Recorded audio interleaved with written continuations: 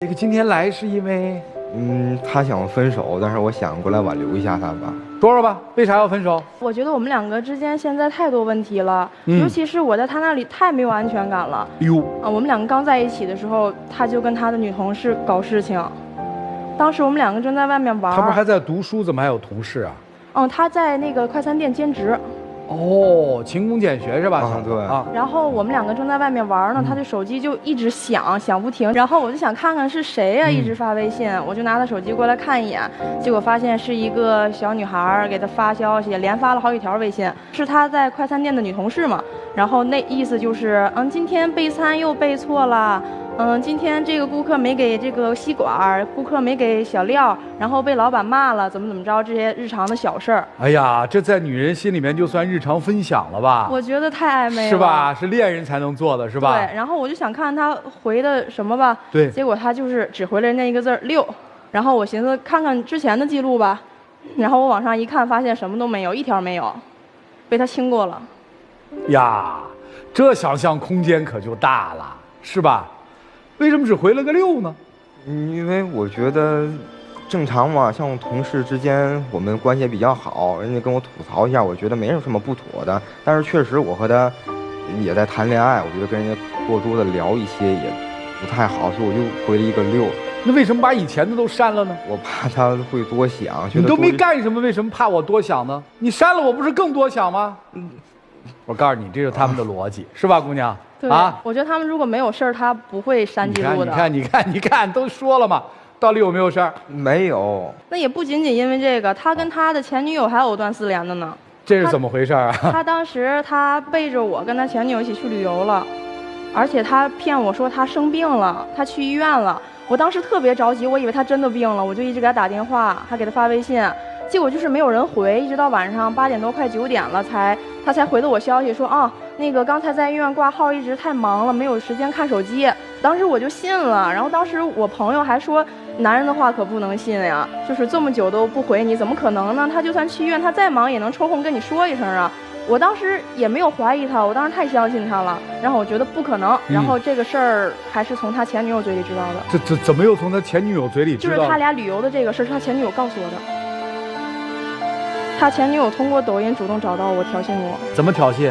就是他前女友把他俩的聊天记录给我发过来了，就是说他们两个聊了些什么呀。他前女友还把对他不利的那些都没有给我看，然后就是说他约他出去，或者是他们两个就达成了一种什么约定，然后要出去这种事儿，他给我看了。然后他发的不仅是他们两个的聊天记录，还有他跟他哥们儿私底下诋毁我的话。哇！说说吧，这个我可帮你遮掩不过去了呀。就是和前女友分了以后吧，然后那时候还没有遇到他，然后我们两个说的是再出去玩一次，然后以后也不会有什么联系，不会有什么交集了。但是那个时候赶上过年，家里挺忙的，我也没有什么空闲时间。然后后来认识他了嘛，也和他谈恋爱了，然后也是年后了，我的时间就多出来了，富裕出来了。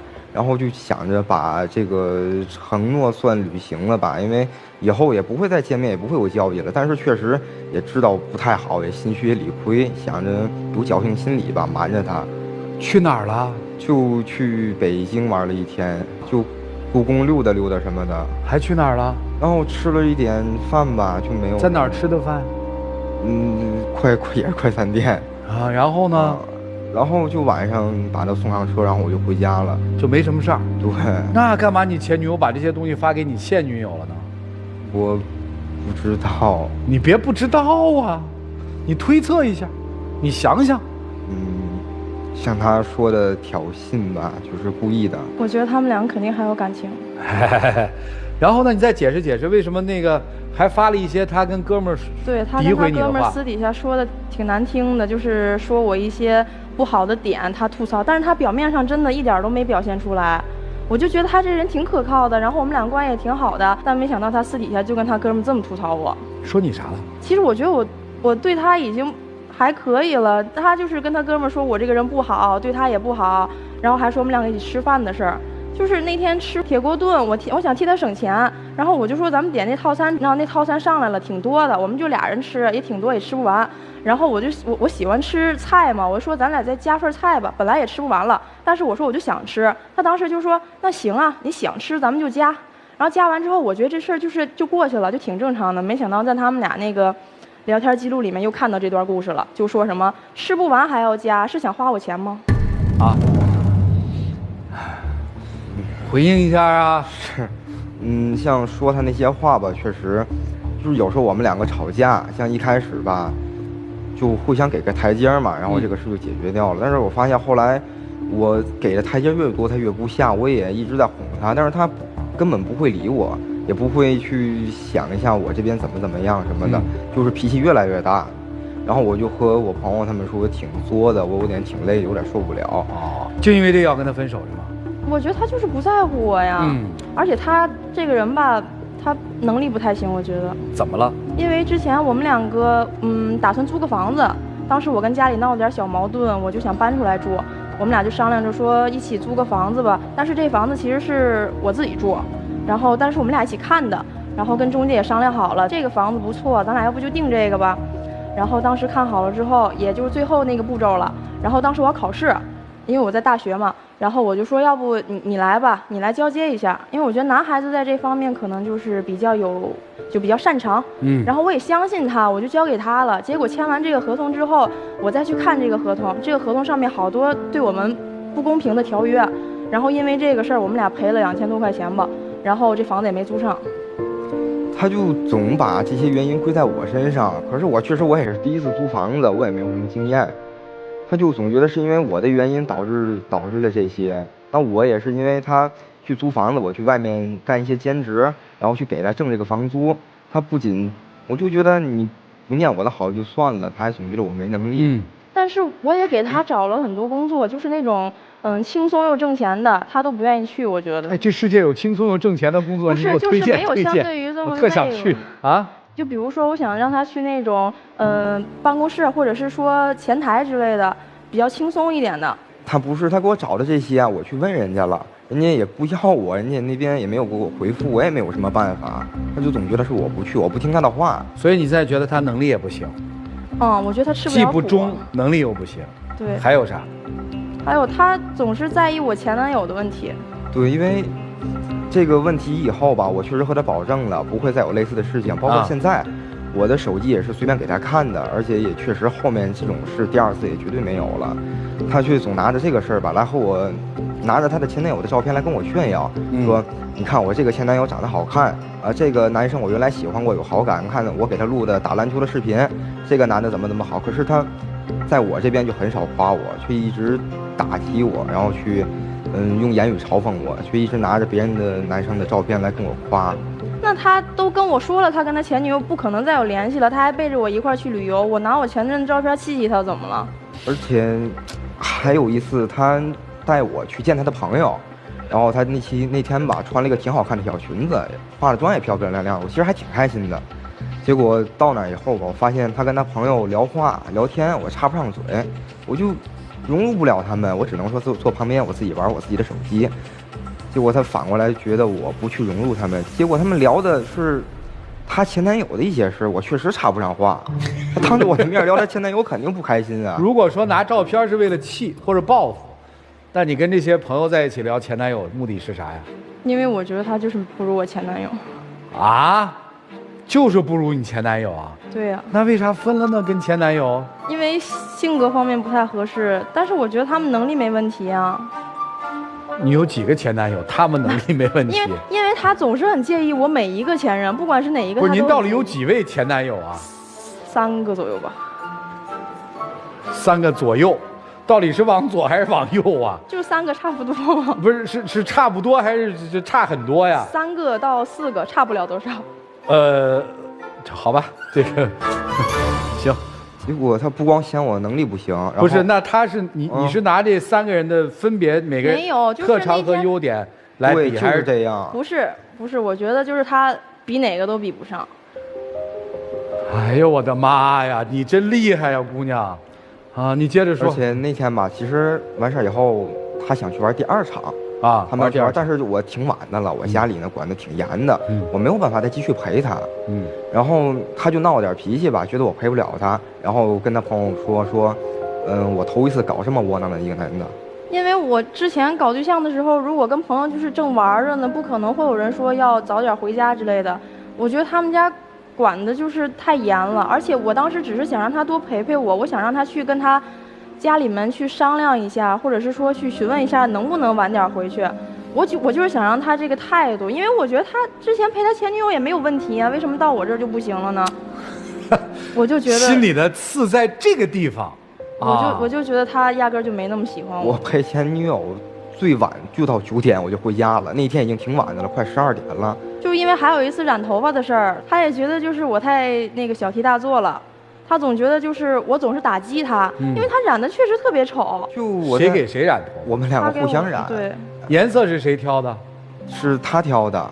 我们俩一起吧，算是，因为他想染一个情侣发色，然后我就说那挑这个吧，你染也行，我染也行，就定下来了。我觉得在外面染吧也没有什么意义，我想我们俩互相帮助染一下，有个意义。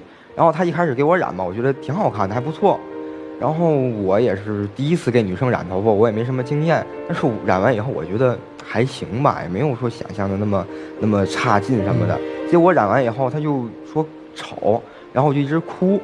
不是，那能染得多丑啊！发色定了以后，不是他染得不匀，因为我之前自己染过头发，我就觉得我有点经验，我说那你听我的，咱俩一步一步来，肯定出不了错。结果我让他染这，他染那儿，然后他还一直说好看好看好看，我感觉我迷失自我了。动手能力不强。对啊，又是帽子，这哪还有什么好的呢？还有什么缺点呢，姑娘？我觉得他没有男子气概。不是，就是他总是磨磨唧唧的。上次他想去学校给我送一东西，送一玩具，然后我就去学校门口接他，因为我俩不是一个学校的，然后当时我去了学校门口，他在那等我呢，然后外面那么大太阳，30多度，我们俩都挺热的，也挺不耐烦的。当时我就说，那我赶紧把你带进来吧，进去也还能去我们学校教室里面待着，有空调啊。然后他就死活不乐意，不行，我不进去。然后我说，那你别进，那你走吧。我就生气了，我当时其实说的是气话。然后我说那你走吧，结果他就真走了。我觉得他太没情商了，他还在校门口哭，就是我就说了他2句而已。哭啥？不是那天吧，我也要上学的，我起得比较早，学校比较远，我5点半就起来上学，12点放学，我又坐2个小时的公交车，我寻思给他再送个玩具，我下午4点吧才折腾到他那儿，然后玩具拼的其实挺好的，结果在路上吧碰散了。我想的是也挺简单的那玩具，我在学校门口给他拼15分钟，让他带进去就好了，别让他折腾了。结果他就非让我进他们学校里边，可是他们学校特别严。你说如果你把我带进去了，让别人抓到了或者发现了，那最后你说受处分的、受处罚的不还是他吗？他就一直说我磨叽，然后最后他不耐烦了，你说进学校了，那我大老远过来，他把我自己一个人扔在他们学校门口，他自己进学校了，然后给我发短信吧，说你走，那我肯定也不开心，那我就直接走了。那你哭个啥？我憋屈，我哪有委屈啊！哇，他妈呀！哎，那你就反正这么说吧，他想跟你分手理由已经非常充分了，是吧，姑娘？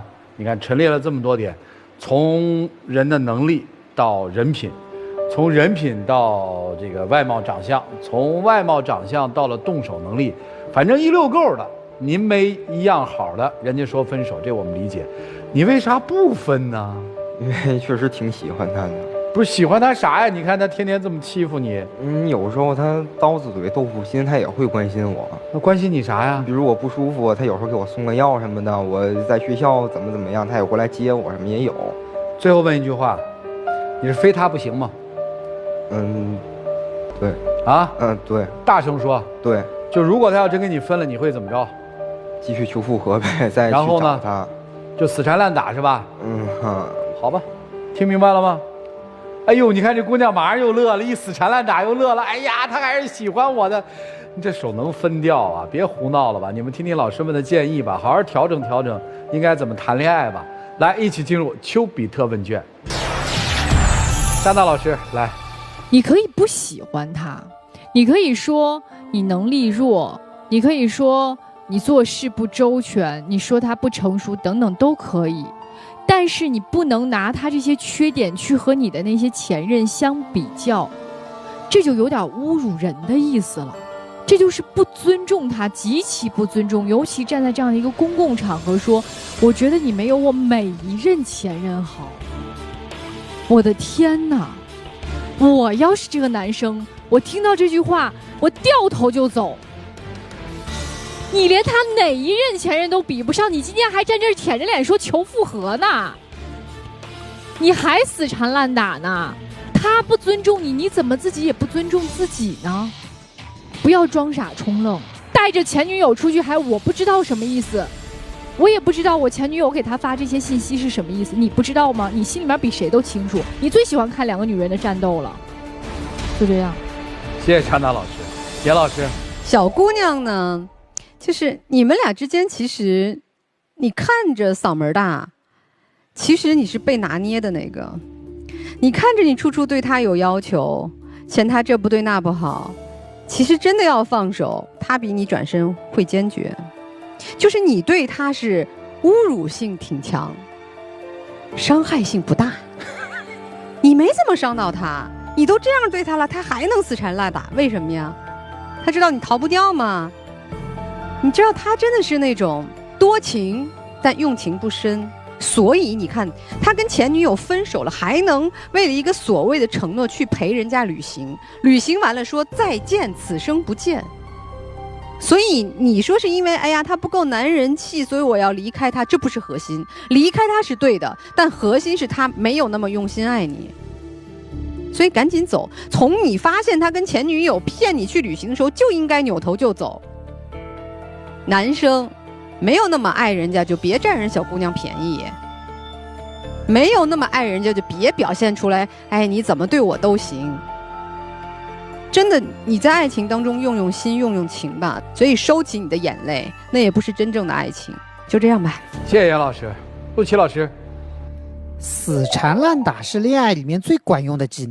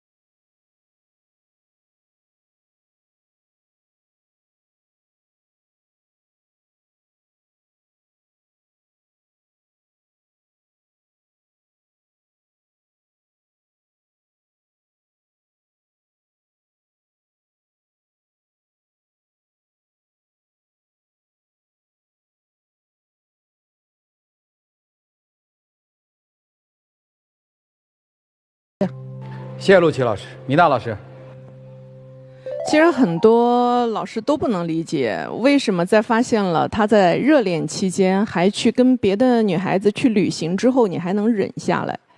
后来我就在想，是不是忍下来的唯一原因就是因为你要战斗？本来这一桩恋爱就太过于乏味了，正好在这个时候一个假想敌的出现，忽然一下让这一个平凡的你看不上的小子有了莫名其妙的魅力，因为有了竞争者，忽然一下他就变成了那么一个需要抢夺的东西。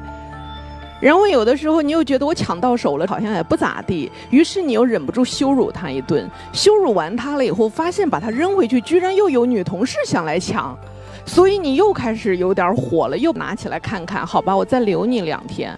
我本来是也在想，你们都这个样子了，为啥要谈恋爱？后来想闲的，就是闲着也是闲着，对吧？反正人生也没别的乐趣可以干，也没有想读的书，也没有想玩的一些东西，也没有要打的工，也没有要孝敬的人，也没有激励你前进的榜样，内心反正这么空虚，我们就做一点让我们觉得有存在感的事儿，那就谈恋爱吧，不就这吗？对不对？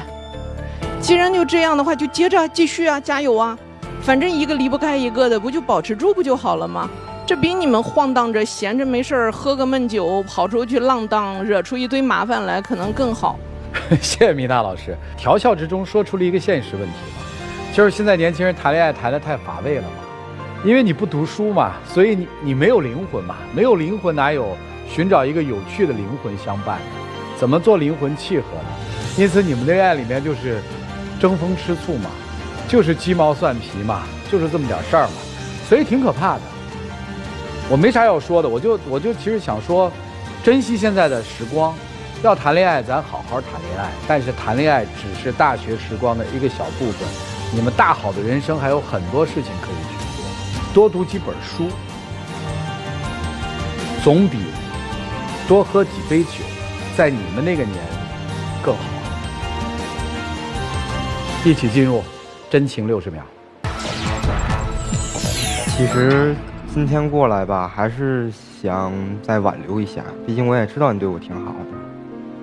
而且前女友什么的事儿吧，我也都解决掉了，也当着你的面把他们都删除了。像你说的，然后也按照你做的，也按照你说的去做，我也都尽力达到了。然后能力方面呢，我也在自己提升，像刚才跟主持人说的，然后还是希望能再给我一次机会吧。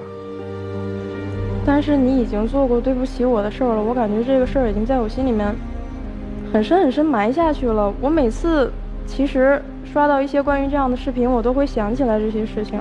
我觉得我压根儿就是一直没有彻底的原谅你。然后我觉得我还是喜欢能力强的人，所以你如果让我复合，我也是要考虑一下。